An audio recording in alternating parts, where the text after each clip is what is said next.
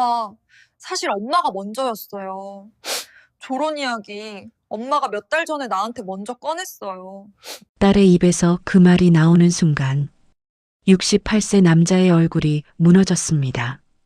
자기가 용기를 냈다고 믿었던 그 선언이 사실은 아내가 하지 못해 삼키고 있던 말이었습니다.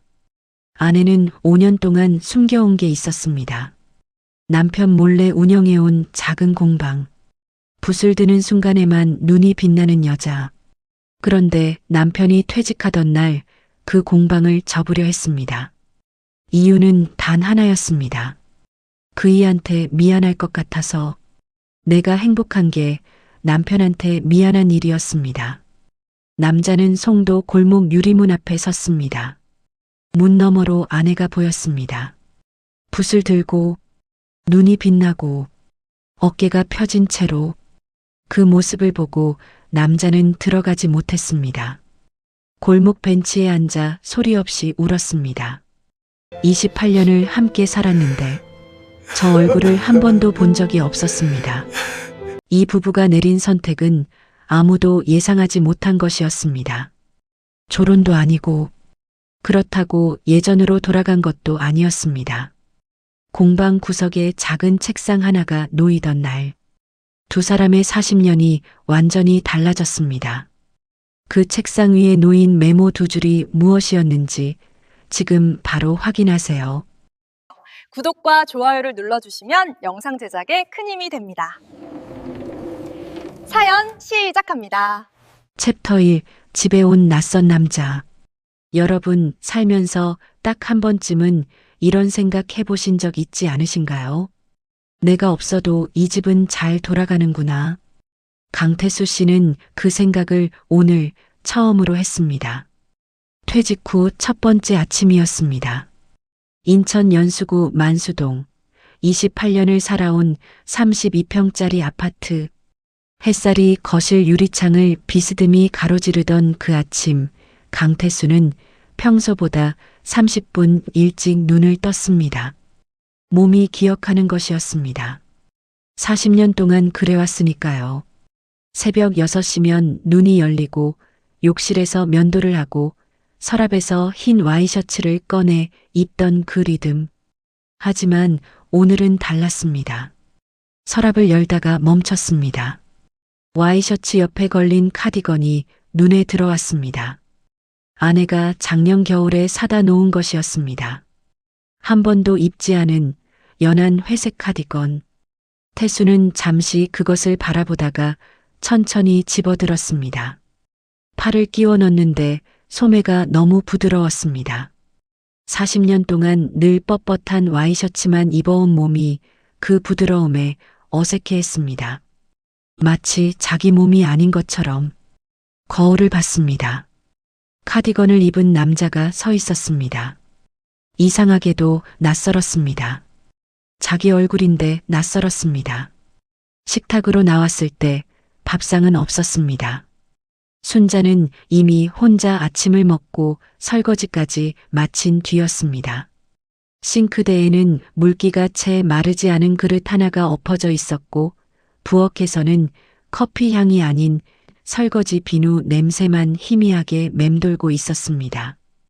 아내는 베란다에 나가 빨래를 널고 있었습니다. 태수를 보지 못한 것인지 보고도 못 본 척하는 것인지 태수는 냉장고 문을 열었습니다. 반찬통들이 가지런히 줄을 서 있었습니다. 누구를 위한 것인지는 몰라도 자기 손으로 꺼내 먹어야 한다는 건 알았습니다. 그가 냉장고 앞에 서서 무얼 꺼내야 할지 모르고 있을 때 순자가 베란다에서 돌아오다가 그를 봤습니다. 딱 한마디를 했습니다. 당신 은퇴했으면 아침은 알아서 챙겨 먹어요. 말투가 나쁜 건 아니었습니다. 그냥 담담했습니다. 그게 더 서늘했습니다.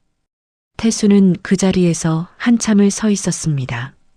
냉장고 문에서 차가운 공기가 흘러나와 발등을 식히고 있었지만 그는 문을 닫지 않았습니다. 28년을 살아온 부엌이 오늘따라 처음 온 집처럼 느껴졌습니다. 오전 내내 태수는 갈 곳이 없었습니다. 소파에 앉아 리모컨을 들었다가 내려놓고 신문을 펼쳤다가 접고 핸드폰을 확인했다가 다시 내려놓기를 반복했습니다. 가족 단톡방엔 장남 민혁이 올린 메시지가 떠 있었습니다. 아버지 퇴직 축하드립니다. 이제 푹 쉬세요. 이모티콘이 5개 붙어 있었습니다. 태수는 답장을 쓰기 시작했습니다. 그래, 잘 있어라. 그리고 지웠습니다. 고맙다. 또 지웠습니다. 결국 읽은 표시만 남긴 채 핸드폰을 내려놓았습니다. 무슨 말을 해야 할지 몰랐습니다. 40년을 일만 했더니 쉬는 법을 몰랐습니다. 오후가 되자 태수는 결국 아파트 로비로 내려갔습니다. 그냥 서성였습니다. 경비실 앞을 2바퀴쯤 돌았을 때 경비원 오 씨가 고개를 내밀었습니다. 이사님, 이 시간에 어쩐 일이세요? 오늘 뭐 택배 오시는 날이에요? 태수는 잠깐 멈췄다가 대답했습니다. 아니요. 그냥요. 오 씨가 멋쩍게 웃으며 말했습니다. 날씨가 좋긴 하죠. 산책이라도 하세요. 태수는 고개를 끄덕이고 돌아섰습니다. 엘리베이터 버튼을 누르면서 문득 생각했습니다. 경비원이 자기한테 갈 곳을 알려주는 날이 올 줄은 몰랐다고. 집으로 돌아오니 순자는 또 나가고 없었습니다. 메모도 없었습니다. 아파트가 조용했습니다. 냉장고 돌아가는 소리, 복도에서 들려오는 이웃의 발소리, 창밖 멀리서 들려오는 아이들 소리. 태수는 안방으로 들어가 서랍을 열었습니다. 볼펜이라도 찾으려는 것이었습니다. 그런데 손이 멈췄습니다. 서랍 안쪽 깊은 곳, 속옷들 사이에 끼어 있는 낡은 수첩 하나. 표지가 오래되어 모서리가 다 닳아 있었습니다. 순자의 필체로 뭔가가 빼곡히 적혀 있는 것이 첫 장부터 보였습니다. 태수의 손이 그 수첩 위에 올려졌습니다. 펼쳐야 하나, 말아야 하나. 손끝에 수첩의 낡은 표지가 닿았습니다. 그 질감이 이상하게 따뜻했습니다. 마치 오랫동안 누군가의 손이 자주 닿았던 것처럼. 그가 수첩을 막 펼치려는 순간 현관문이 열리는 소리가 났습니다. 태수는 반사적으로 수첩을 서랍 안에 밀어넣고 서랍을 닫았습니다. 심장이 빠르게 뛰었습니다. 왜 감추는 건지 자신도 몰랐습니다. 순자가 들어오는 소리, 장바구니를 내려놓는 소리, 신발을 정리하는 소리. 태수는 아무렇지 않은 척 서랍 앞에서 돌아서서 거실로 나왔습니다. 순자는 마트 비닐봉지를 식탁 위에 올려놓으며 흘깃 그를 봤습니다. 뭐 하고 있었어요? 아니, 그냥.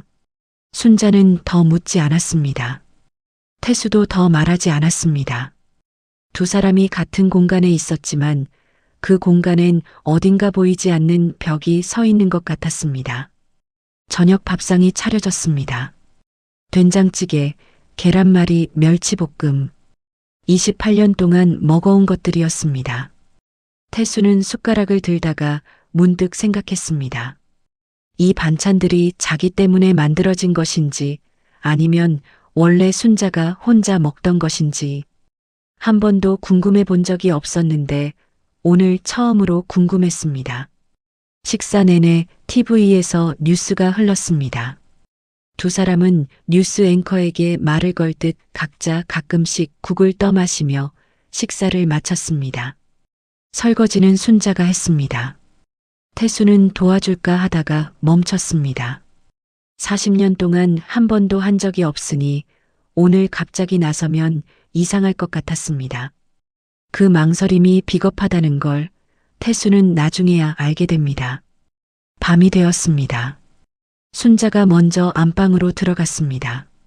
태수는 거실 소파에 앉아 TV를 껐습니다. 어둠 속에서 혼자 앉아 있었습니다. 창밖으로 인천 밤하늘이 보였습니다. 뿌연 하늘이었습니다. 별도 없었습니다. 한참 있다가 태수는 핸드폰을 들었습니다. 화면에 불이 켜지자 가족 단톡방이 맨 위에 떠 있었습니다. 민혁의 축하 메시지. 그 아래로 딸 지수가 보낸 이모티콘 하나. 하트 모양이었습니다. 태수는 그 하트를 한참 바라보다가 핸드폰을 내려놓았습니다. 그리고 다시 서랍 쪽을 돌아봤습니다. 안방 문은 닫혀 있었습니다. 문틈 아래로 빛이 새어나오지 않았습니다.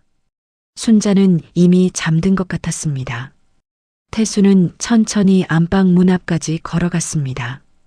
문손잡이에 손을 올렸습니다. 그리고 그냥 서 있었습니다. 열지 않았습니다. 40년 동안 같은 방에서 잠을 잤는데 오늘 밤 이 문이 이렇게 무거운 줄은 몰랐습니다. 결국 태수는 돌아서서 다시 소파로 왔습니다. 카디건 소매를 손목까지 내려 잡아당기며 눈을 감았습니다. 그리고 생각했습니다. 내일은 수첩을 꺼내봐야겠다고. 그 낡은 표지 위에 적힌 아내의 필체가 눈을 감아도 보였습니다. 여러분, 가장 가까이 있는 사람이 가장 멀게 느껴지는 순간이 있습니다. 40년을 한 집에 살았는데도 오늘 밤 강태수는 처음으로 외로웠습니다. 그것이 무서웠습니다. 아내가 보고 싶어서가 아니라 아내를 전혀 모른다는 사실이 처음으로 무서웠습니다. 이 남자가 그 수첩을 펼치는 날 그의 세상은 조용히 그리고 완전히 흔들리게 됩니다. 챕터 2, 28년 된 아내의 하루. 강태수가 처음 느낀 것은 이상함이었습니다. 아내가 집에서 늘 바쁜 건 알았습니다.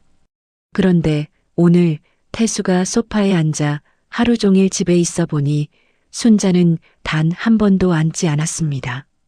아침 6시에 일어나 빨래를 돌리고 화분에 물을 주고 베란다 창문을 열어 환기를 시키고 냉장고 속 반찬을 들여다보고 장을 보러 나갔다가 돌아오면 또 반찬을 만들고 화장실을 닦고 저녁을 짓는 그 흐름이 수만 번 고르는 틈도 없이 이어졌습니다. 그런데 이상한 점이 있었습니다. 태수가 유심히 보니 오전 10시가 되자 순자의 움직임이 달라졌습니다. 빨래를 다 널고 주방을 정리한 순자는 갑자기 안방으로 들어가더니 그 안에서 한참을 나오지 않았습니다. 이윽고 나왔을 때 그녀는 앞치마를 벗고 있었습니다. 외출복으로 갈아입었고 조그만 에코백을 어깨에 걸쳤습니다. 어딜 가요? 태수가 물었습니다. 문화센터. 순자는 짧게 답하고 현관문을 나섰습니다. 그게 전부였습니다.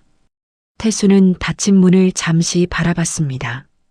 28년을 함께 살면서 아내가 어디 가는지를 이렇게 자세히 궁금해한 적이 없었다는 사실을 그날에서야 깨달았습니다. 그 시간 이순자는 버스에 올라 있었습니다. 인천 연수구에서 송도 신도시 방향으로 가는 17번 버스. 창가 자리에 앉은 순자는 에코백에서 작은 스케치북을 꺼냈습니다. 손에 익은 손짓으로 페이지를 넘겼습니다. 연필 선들이 빼곡했습니다. 색깔 번호가 적힌 메모들, 캔버스 구도를 잡아놓은 작은 스케치들. 버스 창밖으로 봄볕이 쏟아졌고 순자의 얼굴에 그 빛이 들어왔습니다. 집에서 보던 그 얼굴이 아니었습니다. 눈끝이 올라가 있었고 입술 끝이 미세하게 위를 향하고 있었습니다. 송도 신도시 4단지 상가골목. 오래된 빵집과 세탁소 사이에 끼어있는 좁은 유리문. 공방 한 평이라고 쓰인 손글씨 팻말이 문 위에 붙어 있었습니다. 순자가 열쇠를 꺼내 문을 열었습니다. 안으로 들어서자마자 페인트 냄새와 린시드 오일의 냄새가 훅 코끝을 찔렀습니다. 벽마다 그림이 걸려 있었습니다. 크고 작은 캔버스들. 집에서 보던 순자의 색깔이 아니었습니다. 진한 코발트 블루, 거친 붓 자국이 살아있는 주황색, 멈추지 않고 달려가는 것 같은 선들. 강렬하고 자유롭고 솔직한 그림들이었습니다. 먼저 와 있던 노미 양이 커피를 내리다가 고개를 들었습니다. 오늘은 일찍 왔네. 순자가 작업복으로 갈아입으며 말했습니다. 그이가 집에 있으니까 좀 답답해서. 노미양이 커피잔을 건네며 피식 웃었습니다. 어때? 집에 있으니까 좋아? 순자는 커피를 한 모금 마셨습니다. 잠시 말이 없었습니다.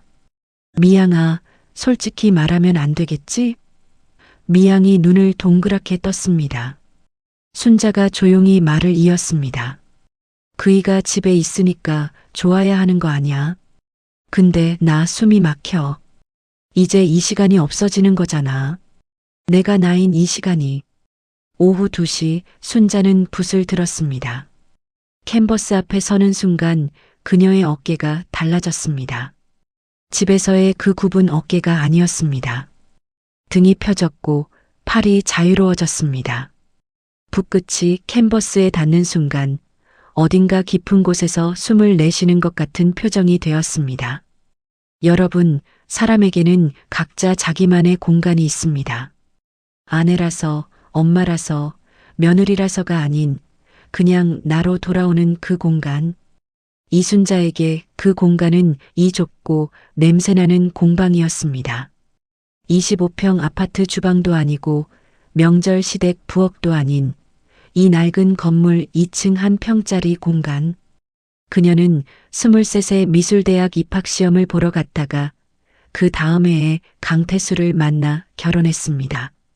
붓 대신 국자를 잡기 시작한 것은 그때부터였습니다. 40년이 지났습니다.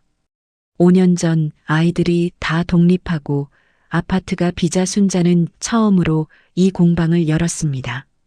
태수 몰래. 말할 수 없었습니다. 평생 가정만 위해 살았다고 생각하는 남편에게 자기는 그 가정 밖에서 숨을 쉬고 있었다고 말하는 건 너무 잔인한 것 같았습니다. 오후 4시 순자가 붓을 내려놓았습니다.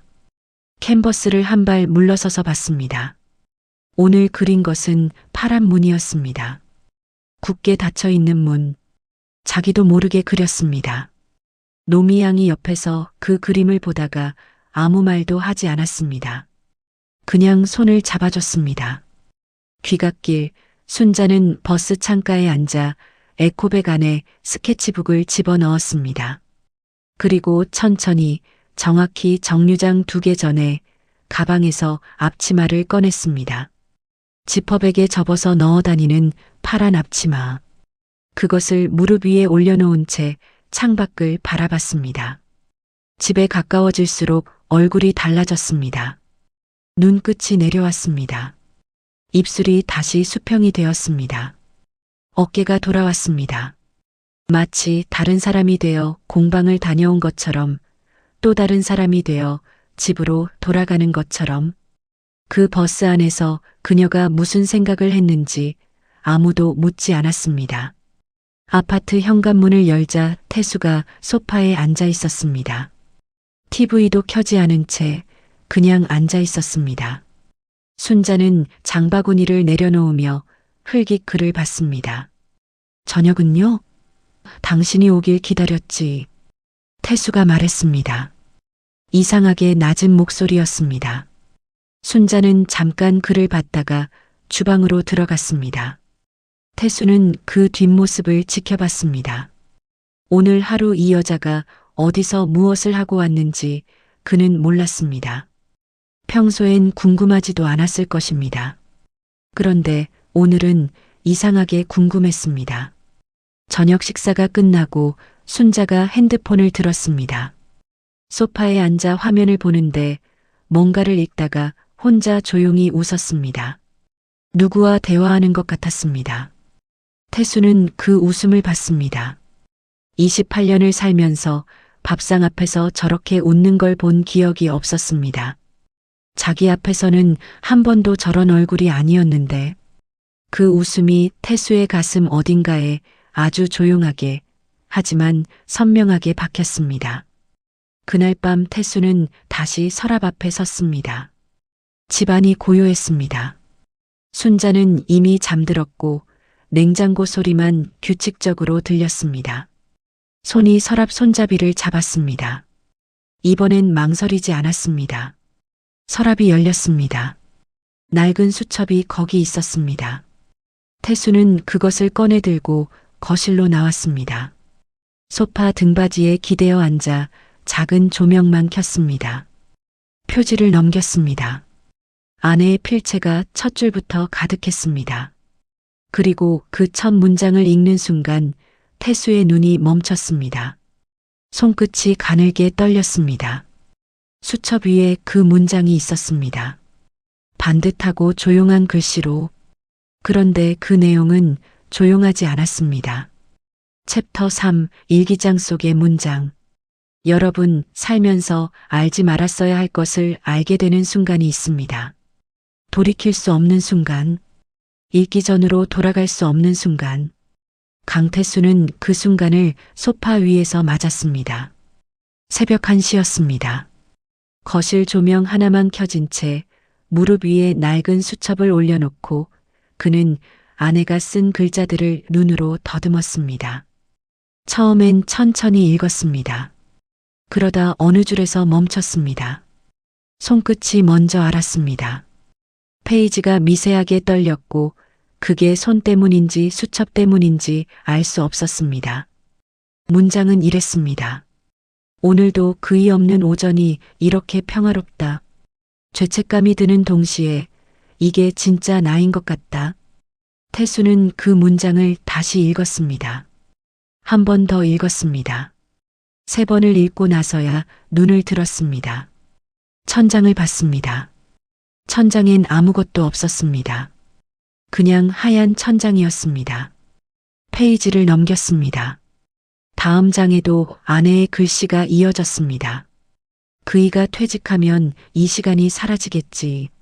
내가 혼자 쌓아온 것들이 사라지겠지. 그게 너무 두렵다. 그이를 미워하는 게 아닌데 왜 그이가 집에 오는 날이 두려운 걸까? 태수는 수첩을 덮었습니다. 소리도 없이, 힘도 없이 그냥 덮었습니다. 그리고 한참을 그 자세로 있었습니다.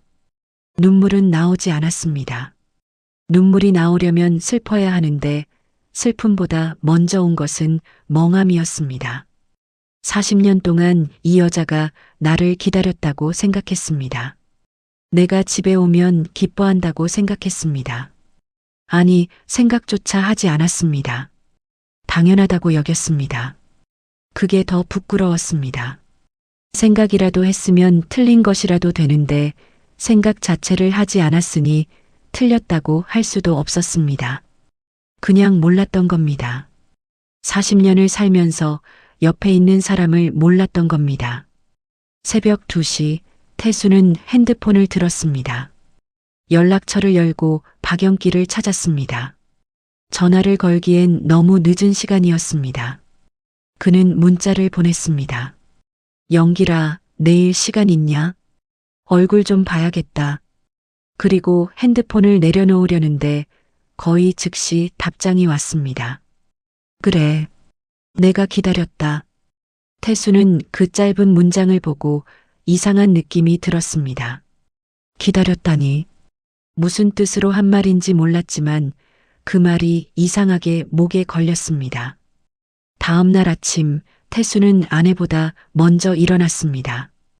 커피를 끓이고 식탁에 앉아 순자를 기다렸습니다.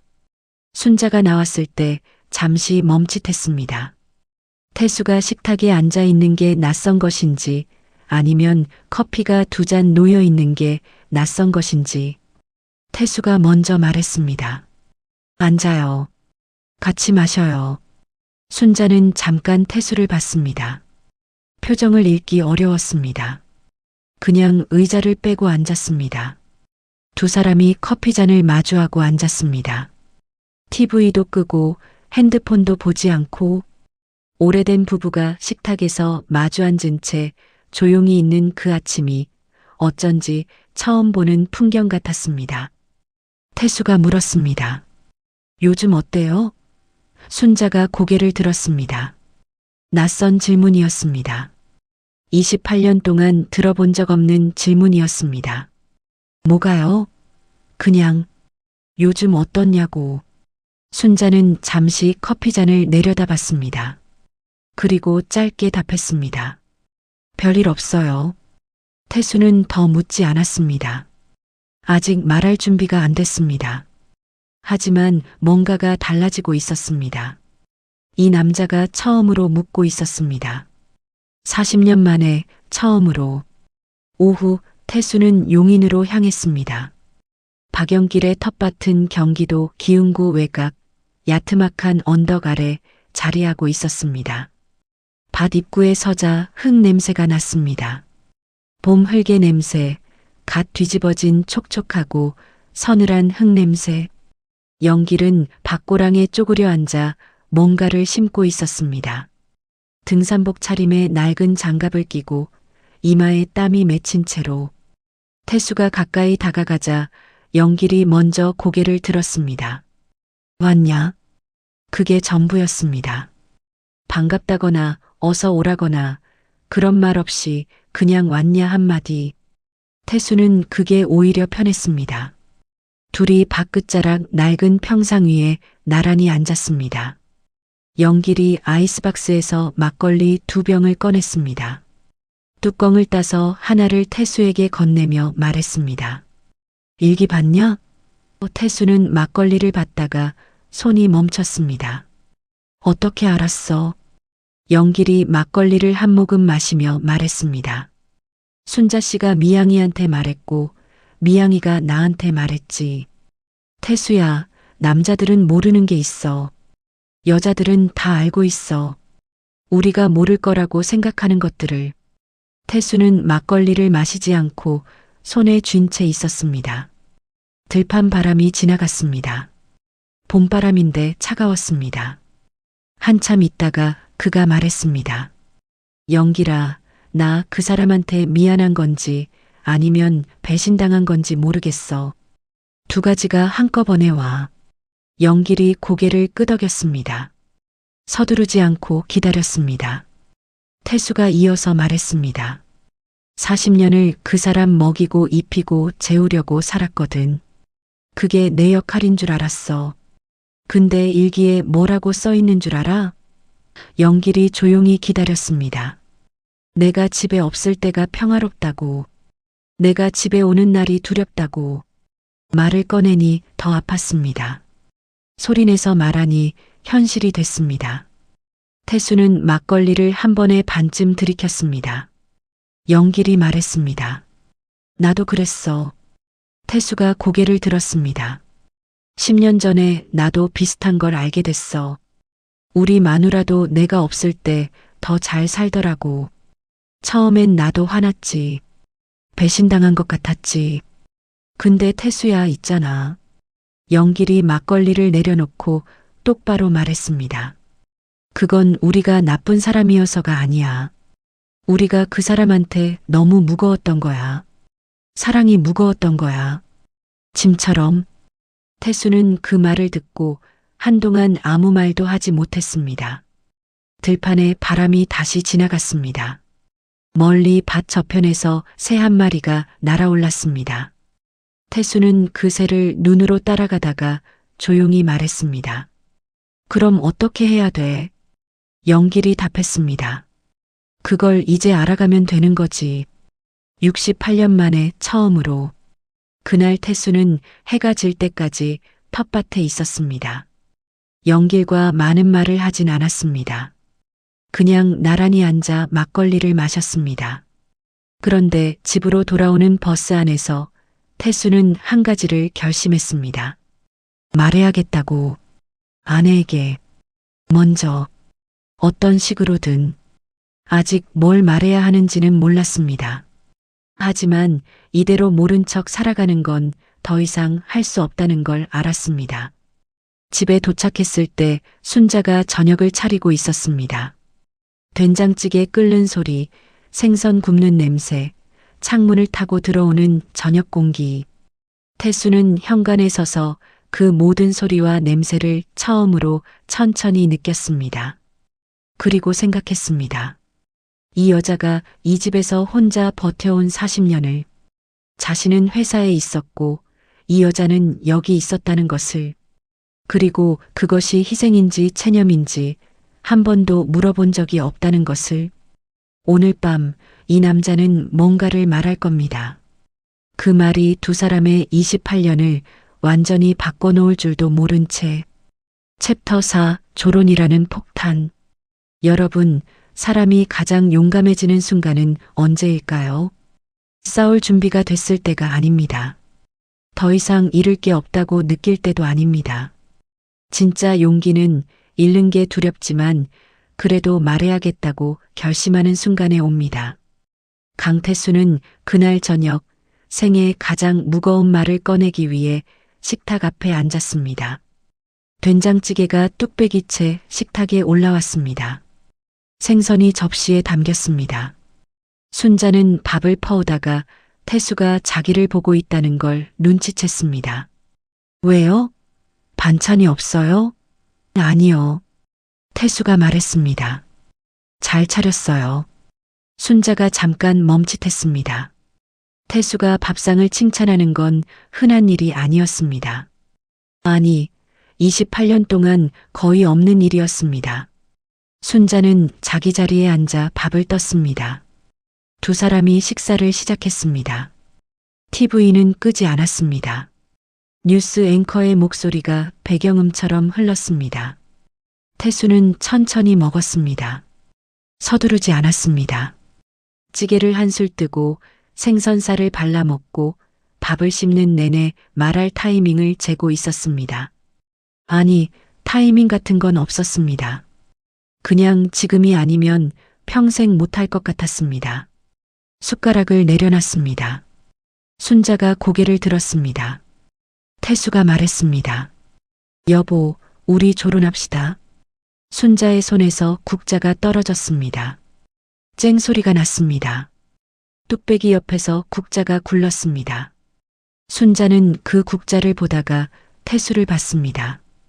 태수를 보다가 다시 국자를 봤습니다. 아무 말도 나오지 않았습니다. 태수는 눈을 피하지 않았습니다. 처음으로 아내의 눈을 제대로 바라봤습니다. 순자의 눈 속에 여러 가지가 동시에 있었습니다. 놀람, 당혹, 그리고 알 수 없는 무언가. 두려움인지 안도인지. 태수도 몰랐고 순자도 아직 몰랐습니다. 침묵이 흘렀습니다. TV에서 기상예보 아나운서가 내일 비가 온다고 말했습니다. 순자가 천천히 국자를 집어들었습니다. 그리고 아무 말 없이 찌개를 한 번 저었습니다. 태수가 다시 말했습니다. 나 진지해요. 화나서 하는 말 아니에요. 순자가 조용히 답했습니다. 밥이나 먹어요. 그게 전부였습니다. 두 사람은 다시 밥을 먹었습니다. TV 소리가 흘렀습니다. 그런데 그 식탁의 공기는 조금 전과 완전히 달랐습니다. 말 한마디가 공기를 바꿔놨습니다. 식사가 끝나고 순자가 설거지를 하는 동안 태수의 핸드폰이 울렸습니다. 민혁이었습니다. 받지 않으려다가 받았습니다. 아버지, 오늘 어머니한테 무슨 말씀하셨어요? 태수가 물었습니다. 어머니한테 들었냐?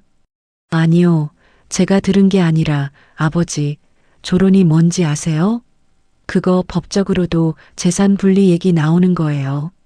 지금 제대로 생각하고 하시는 말씀이에요? 목소리가 높아졌습니다. 태수는 낮게 말했습니다. 민혁아, 내가 걱정할 일 아니다. 아니에요, 아버지. 이건 저도 걱정할 일이에요. 가족 일인데요. 끊는다. 태수가 전화를 끊었습니다. 민혁은 어머니한테 들은 게 아니었습니다. 그렇다면 어디서 안 걸까? 그 순간 가족 단톡방에 알림이 울렸습니다. 민혁이 메시지를 올렸습니다. 아버지, 어머니, 걱정이 많이 됩니다. 제가 이번 주 내려갈게요. 그날 밤 순자는 안방에서 노미양에게 전화를 걸었습니다. 창문을 닫고 이불을 덮고 목소리를 낮춰서. 태수가 들을까봐. 미양아, 그이가 먼저 말했어.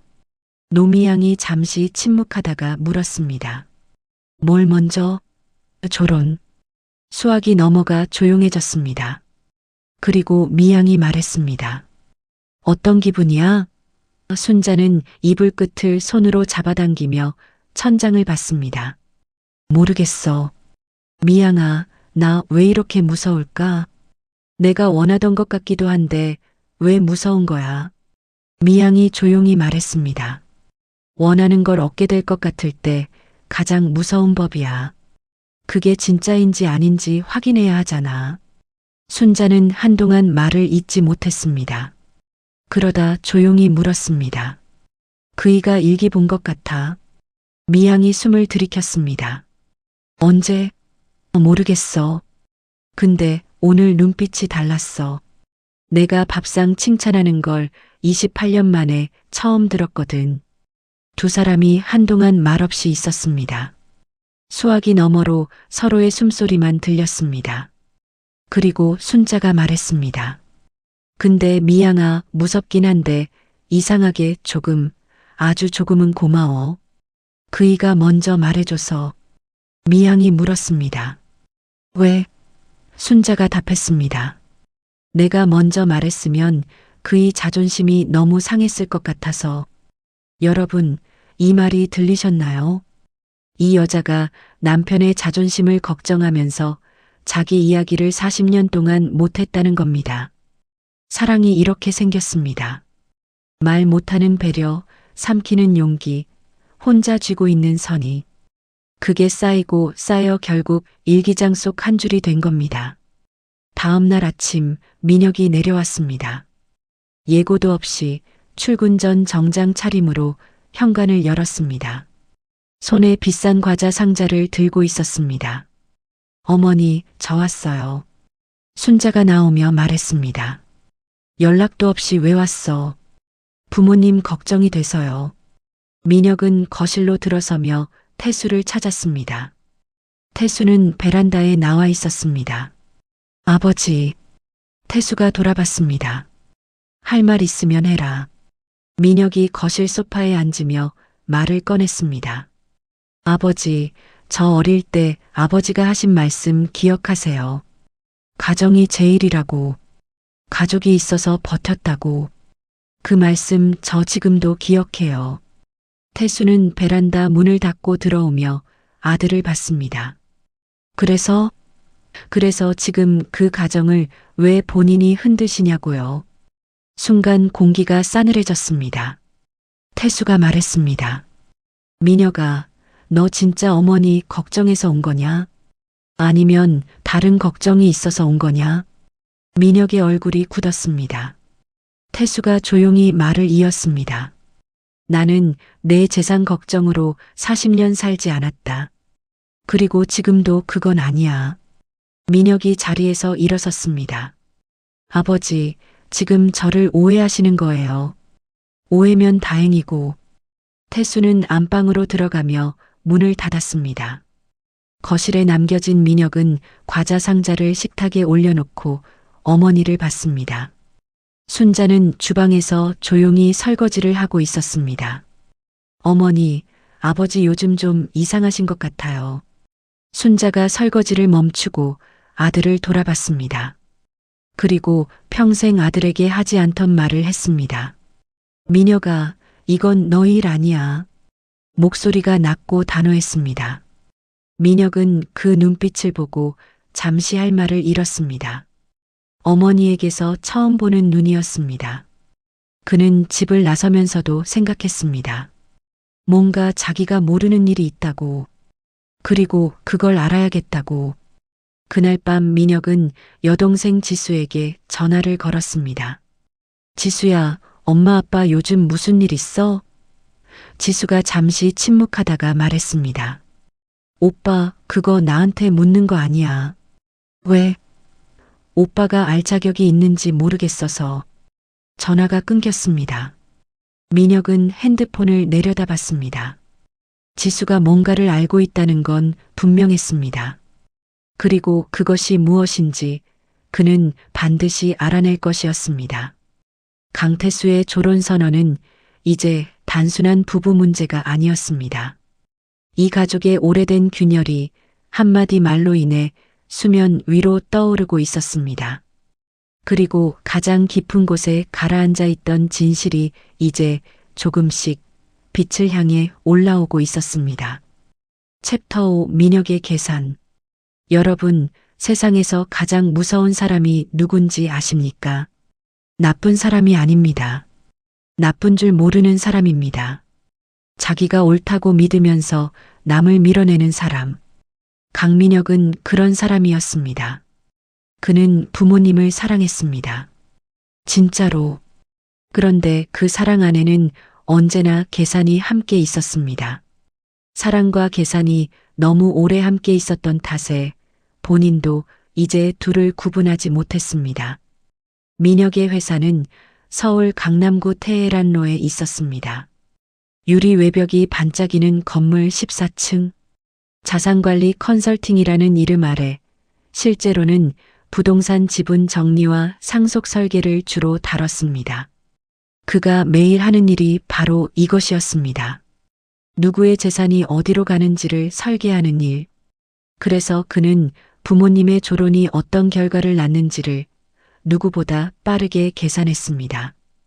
인천 연수구 아파트 시세 7억 2천. 아버지 퇴직금 자녀분 1억 4천. 어머니 명의의 보험 2건. 이것들이 법적으로 분리될 경우 자신의 사업에 연결된 일부 자금 흐름에 문제가 생길 수 있었습니다. 민혁은 일찌감치 아버지의 퇴직금 일부를 자기 회사 운영 자금으로 차용한 상태였습니다. 서류상으로는 깔끔했지만 부모님 재산이 공식적으로 분리되는 순간 그 구조가 드러날 수 있었습니다. 그는 이 사실을 아버지도 어머니도 지수도 모른다고 생각했습니다. 그러니 막아야 했습니다. 조론을 어떻게든. 민혁은 이번엔 전략을 바꿨습니다. 정면 돌파가 아니라 측면 공략. 그는 먼저 어머니를 다시 찾아갔습니다. 이번엔 과자 상자 대신 꽃다발을 들었습니다. 프리지아와 작은 장미가 섞인 봄꽃 다발이었습니다. 어머니, 제가 며칠 전에 너무 직접적으로 말씀드린 것 같아서요. 죄송해요. 순자가 꽃을 받으며 눈썹을 살짝 올렸습니다. 민혁이 소파에 앉으며 말을 이었습니다. 어머니, 솔직히 말씀드려도 될까요? 아버지가 요즘 많이 외로워하시는 것 같아요. 퇴직하고 나서 갑자기 공허해지신 거잖아요. 그게 이상한 방향으로 표출되는 것 같아서 제가 걱정이 되는 거예요. 순자는 꽃다발을 꽃병에 꽂으며 등을 보인 채 말했습니다. 그래서 어머니가 좀 더 신경 써주시면 어떨까 싶어서요. 같이 여행도 가시고 취미도 같이 해보시고 어머니가 조금만 더 옆에 계셔주시면 아버지가 저런 말 안 하실 것 같아요. 순자가 천천히 돌아봤습니다. 그리고 물었습니다. 민혁아, 지금 엄마한테 그이 옆에서 더 잘하라고 하는 거야? 민혁이 웃으며 말했습니다. 걱정이 돼서 드리는 말씀이에요. 순자는 한 박자 쉬었다가 말했습니다. 엄마가 40년 동안 뭘 했다고 생각해? 민혁의 웃음이 흔들렸습니다. 그게 아니란 아니야, 민혁아. 순자의 목소리가 낮아졌습니다.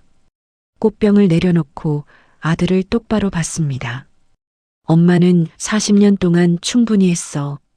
그리고 지금 일어나는 일은 내가 해결해 줄 수 있는 게 아니야.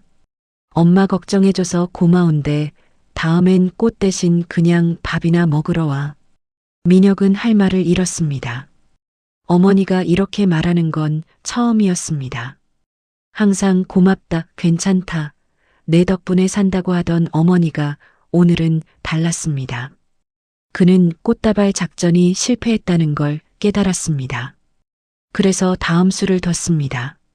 민혁은 그날 밤 오래된 지인을 통해 인천 송도 일대 소규모 임대상가 현황을 조회했습니다. 그리고 얼마 지나지 않아 공방 한 평이라는 상호를 찾아냈습니다. 임차인 이름 이순자. 그는 한동안 그 이름을 화면으로 들여다봤습니다. 어머니가 상가를 임차하고 있었습니다. 5년째 아버지 몰래 다음 날 그는 직접 송도로 갔습니다. 골목 입구에 차를 세우고 공방 건물을 바라봤습니다. 유리문 너머로 안이 보였습니다. 그림들, 캔버스들, 그리고 어머니의 뒷모습, 작업복을 입고 붓을 들고 있었습니다. 민혁은 그 장면을 한참 봤습니다. 처음엔 뭔가 무기를 찾은 것 같은 기분이었습니다. 그런데 이상하게 발이 떨어지지 않았습니다. 어머니가 그림을 그리고 있었습니다. 표정은 보이지 않았습니다. 하지만 움직임이 달랐습니다. 집에서 설거지하는 어머니의 움직임이 아니었습니다. 뭔가 다른 사람 같았습니다. 민혁은 그 생각을 재빨리 밀어냈습니다. 지금 그걸 생각할 때가 아니었습니다. 그는 공방 사진을 찍었습니다. 간판, 유리문, 임대 안내문, 그리고 차로 돌아와 아버지에게 카카오톡 메시지를 보냈습니다. 아버지, 어머니가 숨기는 게 있어요. 확인해 보세요. 사진 파일 3장을 첨부해서 전송 버튼을 누르는 손이 잠깐 멈칫했습니다. 그래도 눌렀습니다. 그게 아버지를 위한 거라고, 가족을 위한 거라고 스스로에게 말하면서 한편 같은 시각 인천 연수구 아파트에서 태수는 베란다에 서 있었습니다. 저녁 바람이 불었습니다. 핸드폰이 울렸습니다. 민혁의 메시지였습니다. 사진 3장. 태수는 첫 번째 사진을 열었습니다. 공방 한 평이라는 간판. 두 번째 사진. 유리문 너머 그림들. 세 번째 사진. 임대 안내문에 적힌 상호명과 층수. 태수는 화면을 끄지 않은 채 베란다 난간에 손을 얹었습니다. 바람이 셌습니다. 그는 이미 알고 있었습니다. 연길의 텃밭에서 돌아오던 날 버스 창밖을 보며 이미 짐작했습니다. 순자가 어딘가 자기만의 공간이 있다는 걸. 그런데 막상 사진으로 보니 달랐습니다. 짐작과 확인 사이엔 생각보다 큰 강이 있었습니다. 태수는 민혁의 메시지에 답장을 보내지 않았습니다. 그냥 핸드폰을 주머니에 넣고 베란다에 서 있었습니다. 순자가 저녁을 짓는 소리가 들렸습니다. 냄비 뚜껑이 열리고 닫히는 소리, 가스불을 조절하는 소리, 냉장고 문이 열렸다 닫히는 소리. 28년 동안 들어온 소리들이었습니다. 그런데 오늘 밤 그 소리들이 새롭게 들렸습니다. 이 여자는 이 부엌에서 40년을 보냈는데 이 부엌이 이 여자의 전부가 아니었습니다. 이 여자에겐 다른 공간이 있었습니다. 다른 얼굴이 있었습니다. 그리고 태수는 그 얼굴을 한 번도 본 적이 없었습니다.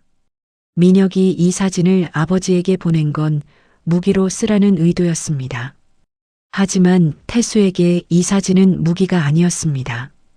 거울이었습니다. 아내가 왜 자기 없는 시간을 원했는지를 보여주는 거울.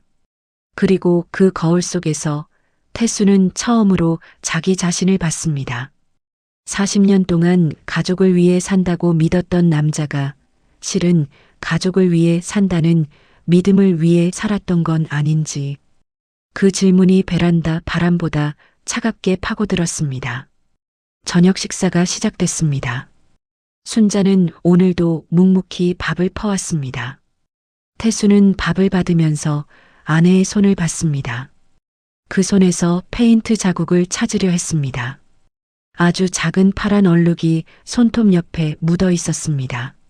아내는 눈치채지 못했습니다. 태수는 그 얼룩에서 눈을 떼지 못했습니다. 그리고 그날 밤 그는 결심했습니다. 내일 직접 가보겠다고. 민혁이 원하는 방식으로가 아니라 자기만의 방식으로. 챕터 6 공방 앞에 선 남자. 다음 날 아침이 밝았습니다. 태수는 일찍 일어났습니다. 순자보다 먼저 세수를 하고 카디건을 입었습니다. 지갑을 챙기고 현관을 나섰습니다. 아직 순자는 자고 있었습니다. 메모를 남기려다 멈췄습니다. 무슨 말을 써야 할지 몰랐습니다. 그냥 나왔습니다. 인천에서 송도까지 버스를 2번 갈아탔습니다. 이른 아침이라 버스 안이 한산했습니다. 태수는 창가에 앉아 밖을 봤습니다. 봄이 깊어지고 있었습니다. 가로수에 잎이 돋아나고 있었고 아침 햇살이 유리창을 따라 비스듬히 들어왔습니다. 태수는 그 햇살 속에서 아내 생각을 했습니다. 25살의 이순자를, 미술대학 시험을 보러 갔다가 자기를 만난 그 여자를, 결혼하면서 붓을 놓은 그 여자를, 한 번도 내색하지 않은 그 여자를. 여러분, 우리는 가까운 사람의 포기를 알아채지 못합니다. 그 사람이 너무 조용히 포기하기 때문입니다. 소리를 지르거나 눈물을 흘리며 포기하는 사람은 없습니다. 그냥 어느 날 슬며시 그 꿈을 서랍 안에 넣어두는 겁니다. 그리고 아무도 그 서랍을 열어보지 않습니다. 강태수도 그 서랍을 40년 동안 열어보지 않았습니다. 송도 신도시 4단지 상가골목. 버스에서 내려 골목 입구까지 걸어가는 동안 태수의 걸음이 느려졌습니다. 골목 안쪽에 유리문이 보였습니다. 공방 한 평, 손글씨 팻말, 문 너머로 이미 불이 켜져 있었습니다. 순자가 와 있었습니다. 태수는 유리문 앞에서 멈췄습니다. 들어가지 않았습니다. 문 너머를 봤습니다. 아내가 보였습니다. 작업복 차림, 머리를 뒤로 묶고 팔레트를 한 손에 들고 캔버스 앞에 서 있었습니다. 붓이 캔버스에 닿는 순간 순자의 어깨가 달라졌습니다. 집에서 보던 그 어깨가 아니었습니다. 굽어 있지 않았습니다. 펴져 있었습니다.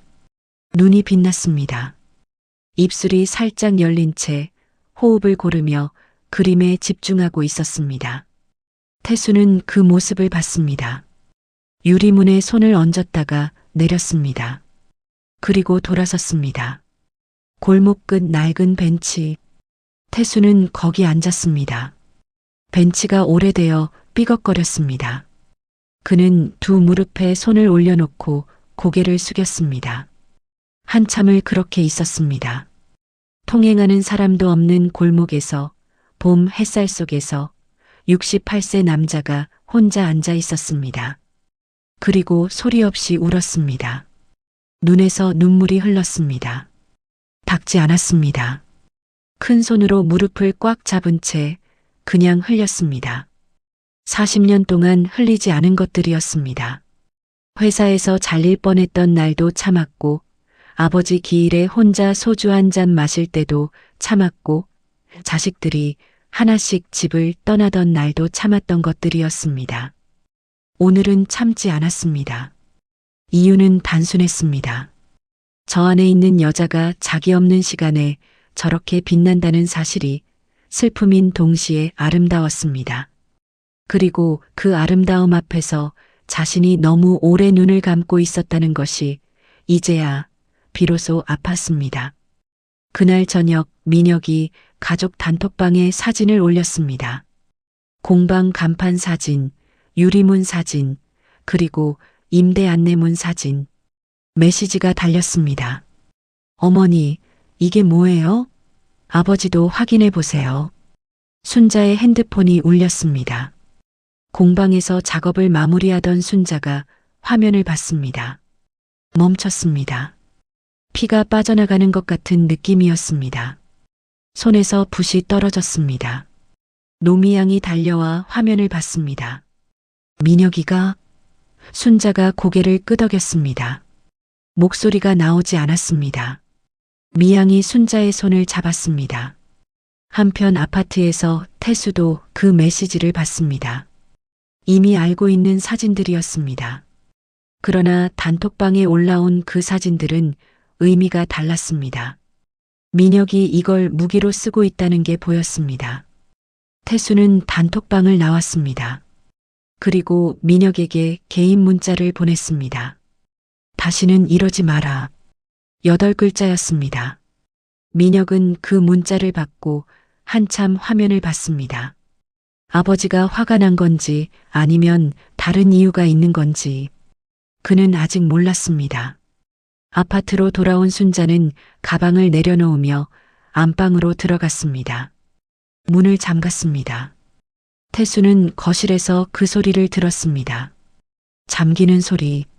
그 소리가 작은데 크게 들렸습니다. 한참 있다가 태수가 안방 문 앞에 섰습니다. 노크를 했습니다. 대답이 없었습니다. 여보. 아무 소리도 없었습니다. 나 화 안 났어요. 진짜로. 그래도 조용했습니다. 태수는 문에 등을 기댔습니다. 문 너머로 작은 소리가 들렸습니다. 입을 끌어당기는 소리인지 숨 고르는 소리인지 태수가 문에 기댄 채 낮게 말했습니다. 당신 그림 봤어요. 오늘. 안방이 조용했습니다. 좋더라고. 진짜로. 색깔이 당신 같았어. 그래도 조용했습니다. 태수는 그냥 문 옆 벽에 기대어 앉았습니다. 바닥이 차가웠습니다. 카디건 소매를 끌어당기며 두 무릎을 세웠습니다. 거실 조명이 복도까지 비추고 있었고 안방 문틈으로는 빛이 새어나오지 않았습니다. 순자는 어둠 속에 있었습니다. 태수는 그 어둠 옆에 있었습니다. 두 사람 사이에 문 하나가 있었습니다. 그게 전부였습니다. 그런데 이 밤이 지난 28년 중 가장 가까운 밤인 것 같았습니다. 새벽 1시가 됐습니다. 태수가 자리에서 일어나려는데 안방 문 잠금 해제 소리가 났습니다. 찰칵. 그게 전부였습니다. 문이 열리지는 않았습니다. 그냥 잠금만 풀렸습니다. 태수는 그 소리를 들으며 멈췄습니다. 문을 열지 않았습니다. 그냥 그 자리에 다시 앉았습니다. 두 사람은 각자의 자리에서 문을 사이에 두고 그 밤을 버텼습니다. 여러분, 부부 사이에 가장 먼 거리가 얼마인지 아십니까? 같은 집에 살면서 서로의 진짜 얼굴을 모르는 거리입니다. 강태수와 이순자는 그 거리를 지금 막 인식하기 시작했습니다. 그리고 그 인식이 변화의 시작이었습니다. 하지만 아직 끝나지 않았습니다. 이 가족의 가장 뼈아픈 진실은 아직 수면 아래에 있었습니다. 그리고 그것을 꺼내드는 사람은 예상치 못한 곳에서 나타날 것이었습니다. 챕터 7 지수가 말한 진실. 여러분, 가족 안에는 반드시 한 사람이 있습니다. 모두가 모른 척하는 것을 혼자 알고 있는 사람. 말해야 할 때를 기다리며 조용히 버티는 사람. 강지수가 그런 사람이었습니다. 36살. 서울 마포구 작은 오피스텔에 혼자 살며 출판사 편집자로 일하는 막내딸. 오빠 민혁처럼 반듯하지도 않고 아버지처럼 과묵하지도 않고 어머니처럼 헌신적이지도 않은 그냥 이 가족 안에서 제일 솔직한 사람. 지수가 인천에 내려온 건 민혁이 단톡방에 사진을 올린 다음 날이었습니다. 아무에게도 말하지 않고 오빠 민혁에게도 연락하지 않고 그냥 퇴근 후 전철을 탔습니다. 인천 연수구 아파트 초인종을 눌렀을 때 문을 연 건 태수였습니다. 태수가 딸을 보자 잠깐 표정이 무너졌다가 다시 돌아왔습니다. 왜 왔냐? 아빠 보러요. 지수가 들어오며 말했습니다. 엄마는요? 나갔어. 문화센터. 지수는 거실을 둘러봤습니다. 소파 앞에 빈 커피잔이 하나 있었습니다. TV는 꺼져 있었습니다. 오후 2시의 아파트가 너무 조용했습니다.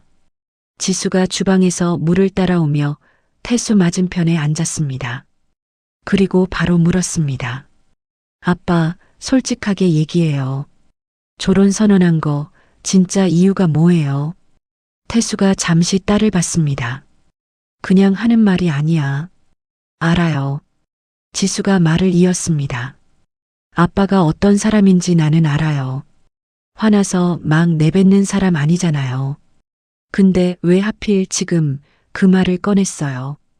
태수는 잠시 창밖을 봤습니다. 그리고 낮게 말했습니다. 엄마 일기를 봤어. 지수가 손에 든 컵을 내려놓았습니다. 언제요?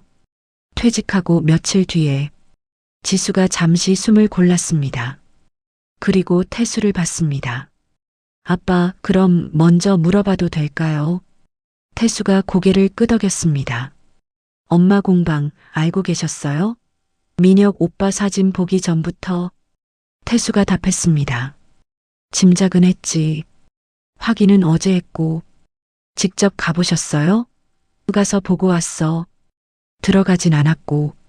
지수가 한참 아버지를 바라봤습니다. 눈끝이 붉어졌습니다. 그리고 말했습니다.